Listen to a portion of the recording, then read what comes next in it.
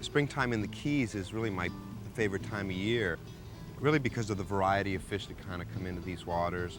And one of the species of fish is the sharks. And the sharks to me are like, you know, they're really one of my favorite species of fish to go after. I think sharks in general get a bad rap, but when these creatures kind of come into the waters of the Keys, they come out from the deep and they come into the water of the Keys, it's truly an amazing creature. And one of the species of sharks that we like to target down here are the blacktips. Now, there's a greater blacktip and there's a lesser blacktip. The greater blacktip is usually bigger and the lesser blacktip is smaller, but more importantly, the greater blacktip jumps and spins like a top. Actually, we call them spinner sharks here in the Keys. When you hook them, a lot of times they'll scream off on a run and get such a head of steam, and when they leave the water, they're actually spinning like a top. It's really one of the most amazing things that I think you can see in a leaping fish. I see somebody way out there, Billy. I see somebody way... Okay, right there? No. Oh, yeah, I see him. I see him coming way in. out there, about 100 feet past the bait. Beautiful. Coming in right on the surface. Looks like 70, 80 pounder. Yep, I think it's just who we're looking for, too. Yeah, he's coming right in on it. I wonder if you're going to get a nibble. Sometimes they can be very shy, coming up behind it. God, he went right by the bait, Right by Billy. the bait. Crank it in just a little bit, Bubba. Just a little bit. Okay, a little bit more. Hold it right there. See what happens. I lost him now. Yeah. Oh, he was right on it. He was right on it, but just he missed the bait. He just missed the bait, yep. You think that was a spinner? I guarantee it was. Yep. Hold it, he's coming in on it. Lift your rod tip up a little bit. Stop. Coming in. He's got it. I think He's got got it. it. Wind up on him. Wind, whack him. There you go. Way to go, Bubba. Cool beans, There he goes. That thing takes off some line, doesn't it? Woo! Love it, Jose. Love it. I'll tell you what. He wasn't timid. That one didn't back off. Whoa! Oh! Did you see that thing? Was that beautiful. the coolest thing on earth? Oh, beautiful. I'll tell you what, that is something else to see that animal do that, isn't it? You know what, Billy? I think we'd better rock and roll after this fishy here because... there he goes. Whoa, look at him another come. one. Beautiful. That is great. Listen, you want a rod belt or something? I got one right back here if you want it. No sense in tiring yourself out now. Steady pull now. Huh? Steady pull. There he goes. He may be coming up.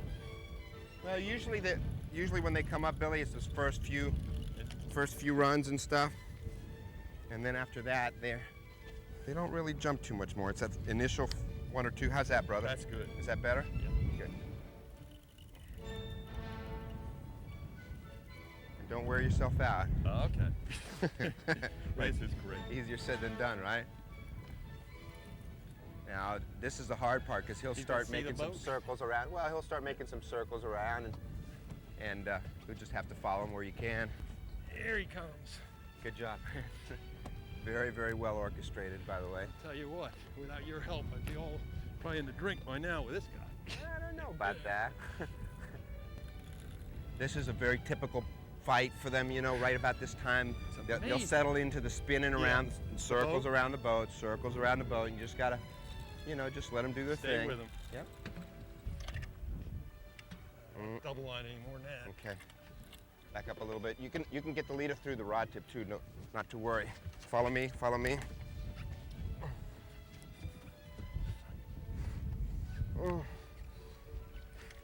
Hi, little fella. You are a pretty amazing little creature. You know that? You are a very amazing little animal.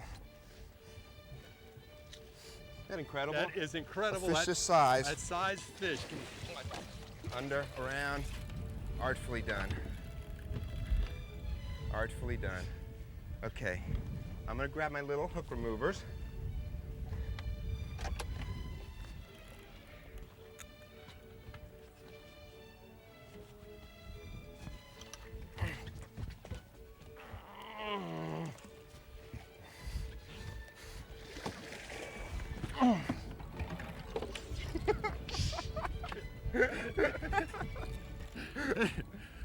Oh, we buried the line that time, though. See it? Yeah, I do, huh? I think we just caught the engine combing or something Yeah. on that one. See if I can get that on the spool, Jose, and I'll put a little bit more pressure on this time. Yeah, I don't know that that's that horrible, believe it or not. Okay. This line's pretty tough, even with What are we using now? 125. Slide over, back up.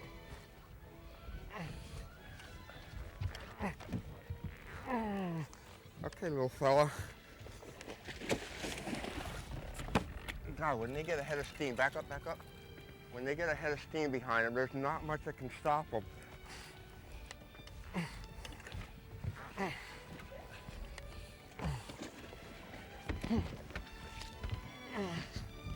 I got it. Don't worry about me. Hi, little fella. Nice You are a fish. Blacktip Shark. That's unreal. Little guy like that. Gee. Amazing. All right, easy now. Relax. Okay, Billy, ease off a little Okay. bit. He does not like that stuff. All right, just relax, little guy. We'll make this as painless as possible.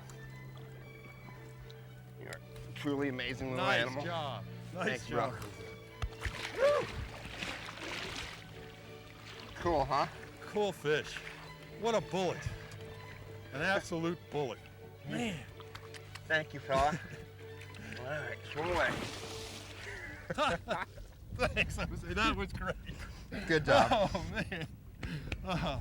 Kick in, my bro. Oh.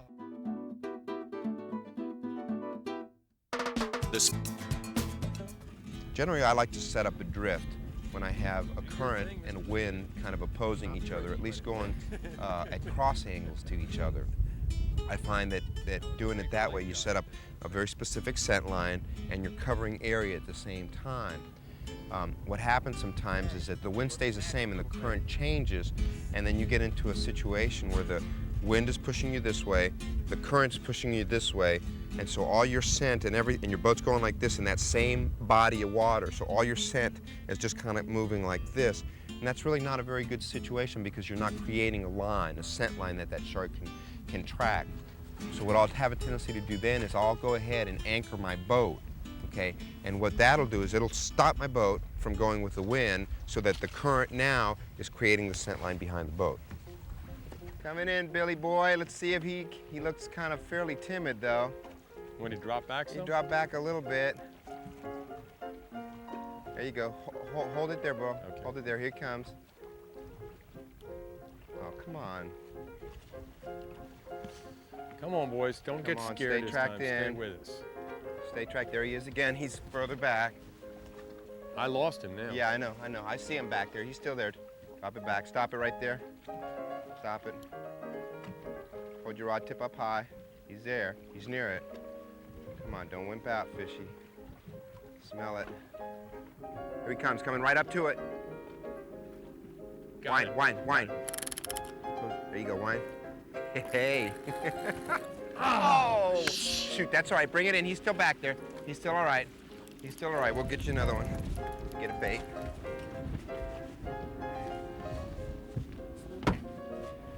Just pulled off, didn't he? Yeah. Bill? Just Yeah. felt like it just pulled off. That's all that happened. That happens. Shoot. Okay, open your bail. Okay. Still back there. See him back there? Yes. There he is. There he is. Yeah. There he is. Get ready to drop it back, Billy. Okay. Keep your rod tip up high. Same place it was. There he goes. He got it. Okay. Wind up. Wind more. And then set in. Attaboy. Wind up and set in. Attaboy. You see a little halfway swirl? All right. There. Boy, he didn't want to take. I think what they wanted was something to be fed back in the current with them a little bit, you know? Down here, when we anchor boats for fishing for, either sharks or tarpon or any large fish that you really we're going to have a hard time bringing back to an anchored boat, what we'll do is we'll rig a breakaway buoy, and we'll basically clip that buoy to the end of our anchor line, so that once we have a fish on, he starts peeling a fair amount of line up.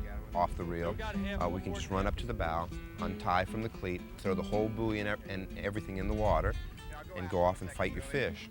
You know, and that kind of gives you the ability to walk all the way around the boat without the anchor rope being in your way, and you're drifting down in the current with your fish, so you're not fighting, you know, you're not fighting both the fish and the current. You're kind of going with the fish, so all you're doing is fighting the fish. That way, when you finish your fight, you can turn around, motor back up to your buoy, and be exactly right where you were fishing before. Nice shark. Yeah. Oh, God, look at the size of this Yeah. one, Billy. That's a good one right there. Wow. Nice fish. Wow. That's a... Whoa. See you later. He was saving it.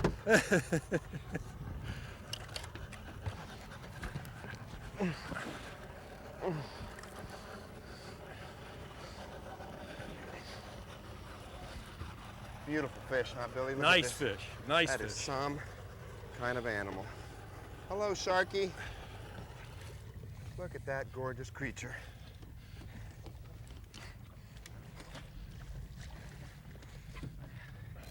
All right, let me grab my hook removers. He's being very kind to us. Now, relax. Be at peace, little shark. Grab my hook removers. Here you go. Got it? Yeah. Let's see, I need to switch sides. Easy, baby.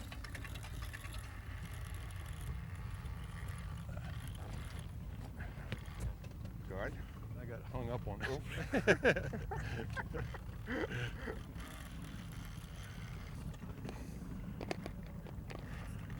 Okay, here he comes. You know, he kind of fooled us because Yeah. he never really he's took right. off on a super run, but he's a big old specimen there. Nice fish. Yeah, he sure is. Nice fish. Okay.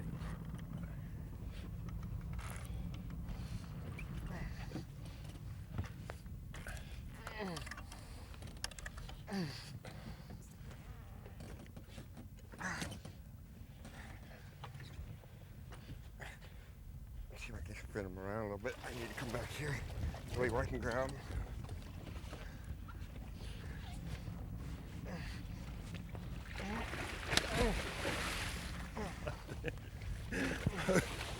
Hold still, honey.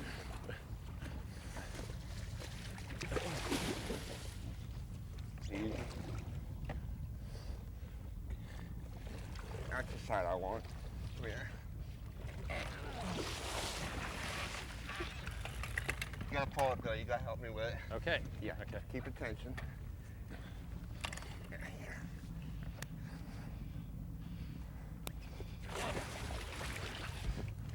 I got it.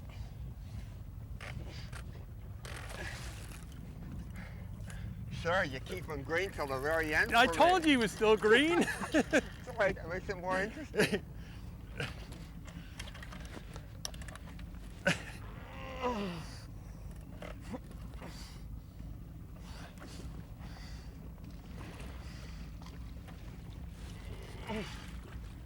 Now hold still, honey. We're just trying to let you go. Is that awesome or what? Oh, There we go. nice fish. I know, Sharky. Phew. That's great. I think I need a man. towel. Oh, fish. That was wonderful. Oh, good job. We love Wow, that. that was fun. That was fun. Love that. One of my favorite types of fishing is shark fishing. They're big and they pull a lot of line, and there's something very special about them. And one of my favorite parts of that type of fishing is a little wrestling match that happens when you get the fish in your boat side. So basically, I have a tendency to rig my tackle a certain way so that I have some control of that fish near the boat. Number one, I need to have like a high capacity reel with a very, very good drag system, okay, fairly stout pull. And then what I'll do is I'll rig a double line, okay, and that gives me 100% knot strength. And to that double line, I'll attach about a 10-foot, 8 to 10-foot section of 100-pound test mono, okay? And I'll attach that with a blood knot, Okay, and I'll use 5 turns with a bimini. And I'll use 3 turns with 100. Okay, that's the way you get this knot to cinch down. 5 turns with a double line, 3 turns with 100. You lube it a little bit and cinch it down slow. Okay, you trim it up so you have a nice smooth knot that'll go in and out of the rod tip very easily. It's very important. And then to the other end of this section of mono, I'll tie a swivel, okay? And I'll tie the swivel with a Palomar knot, okay? And then to the swivel, I'll tie about a 2-foot section of wire. I use number 7 wire generally, number 7 to number 8 wire. And at the other end, I use a fairly small hook, not a very big hook, fairly small hook like that. Okay, the reason I have this rigged is that this wire, the hook, number 1, because it's small, penetrates easier. The wire keeps the shark from biting off the leader, okay? Then this mono section here does 2 things. Number 1, it protects against the skin of the shark. The shark's skin is very rough. If you feel it going one way, it's very smooth, but if you feel it going the other way, it's very rough, okay? So this monofilament protects against the shark's skin from fraying off the leader. And then number 2, when that shark is boat side, I have something to grab onto that gives me some form of control, okay, with that shark. Now there's a trick to grabbing onto this leader when that fish is boat side, and the way I do it is, say the fish is hooked, okay, and the leader's, you know, within reach. What I'll do is I'll have a tendency to come in with my thumb and put that line in the crook of my thumb and then take my hand up and over, and that's how I make my pull. And this is how I control my fish. Okay, doing it this way allows me, in case the fish surges off, I can just let go like this. And I have no problems with the line wrapping around my hand, possibly damaging my hand in some way. Okay, so I come in with the crook of my thumb, pick up the line, and turn my palm down. Okay, palm up, into the crook, palm down. And then if the fish surges, just let go.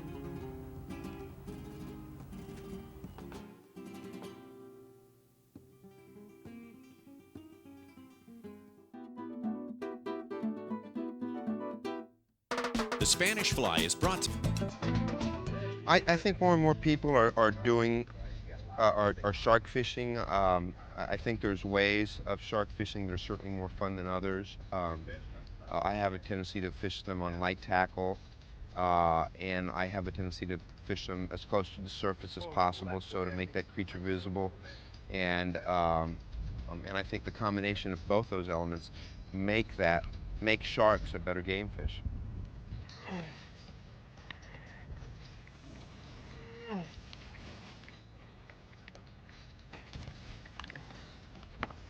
Hello, creature.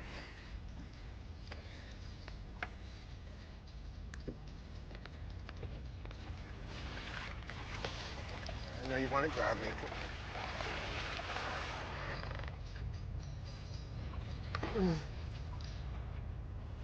Oh, that's a nice fish. Oh, that's a little bit bigger than I thought. Mm-hmm. That he is, bro. Hello. Okay. Y'all settle down. There you go. Cool, huh? Nice fish.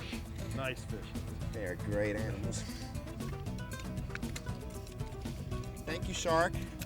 Bye-bye, Missy. Go have some baby. All right. What a great way to end the day, brother. Job. This has been a presentation of ESPN, the worldwide leader in sports. For more, log on to ESPN.com.